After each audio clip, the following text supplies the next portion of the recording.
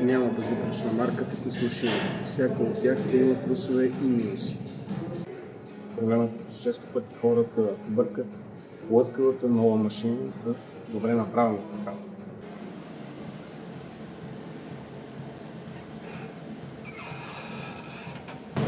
Също така се смята, че ако залата е чисто нова и с много хубав отбор, то и машините са много хубави.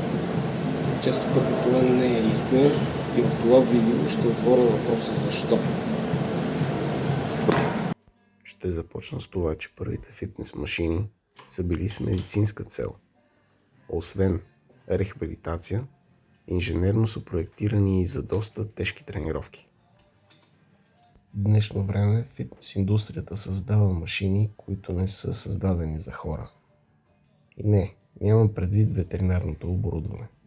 А по-скоро приоритети са машината да изглежда модерна, да се използва лесно от начинаещи и да отвлича вниманието с екрани като този.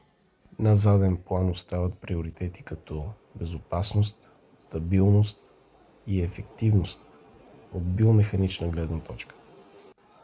За тази век-лек машина мога да кажа, че инженерите не са помислили нито за кривата на движение, нито за силовия профил, да не говорим за това, че на нея не се чувствам нито стабилен, нито в безопасност.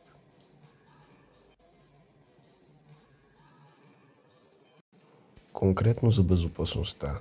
Не всички машини имат нужда от такива елементи, но подобни спирачки или ограничители са много подходящи за уредите с по-голям ход на движение, тъй като в ситуации, когато силата бъде изчерпана, трябва да има нещо, което да те защити от товара.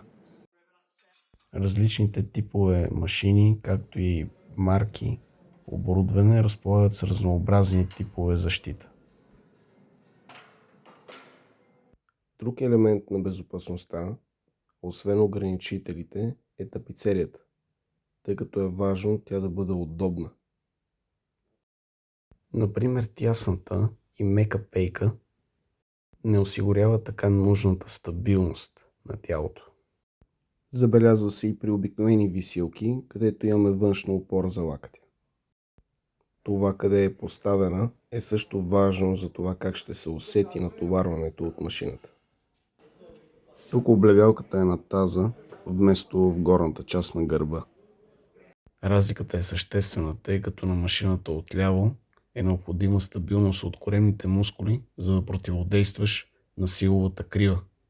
Освен седалката и облегалката подлежи на корекция, тъй като по този начин можем да избутаме тялото по-напред и лактите да съвпаднат с въртящия момент на машината.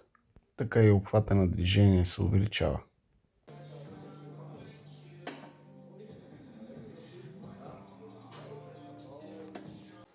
Ако елементите на уреда не се регулират, както тук облегалката, това е лимитиращ фактор за обхвата на движение. Също лош знак е когато ние трябва да се адаптираме към машината. Когато клиентът е принуден да модифицира по подобен начин машината, той променя профила на движение и сила на уреда и по този начин не може да усети оптималното натоварване. Ето и друг пример за това. Машината за задно бедро отляво има опора, която е прикачена към лост, който трябва да бъде задвижен, за да се усети натоварването.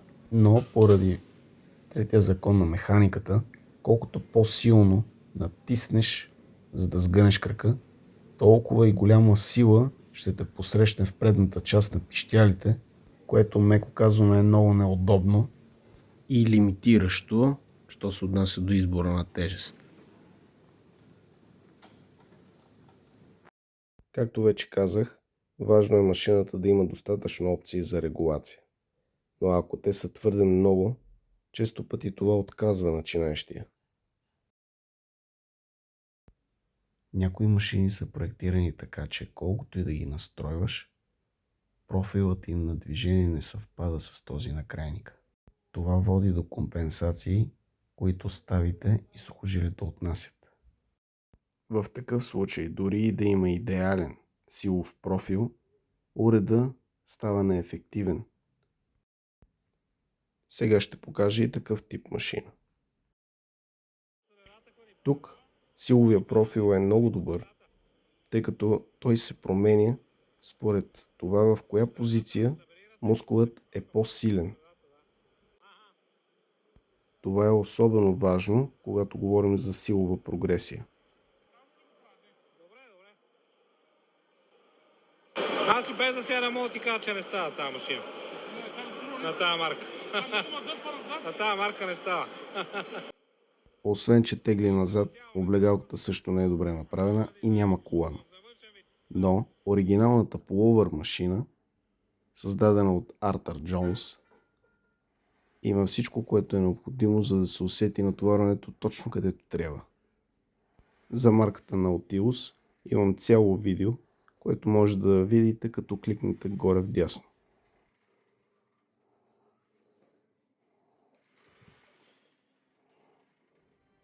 Постарах се да вместя възможно повече неща в това кратко видео, но има още много какво да се каже. Надявам се да намирате информацията за полезна и ако е така, може да коментирате отдолу под видеото, да го харесате и да споделите. Това беше от мен. Благодаря ви за вниманието.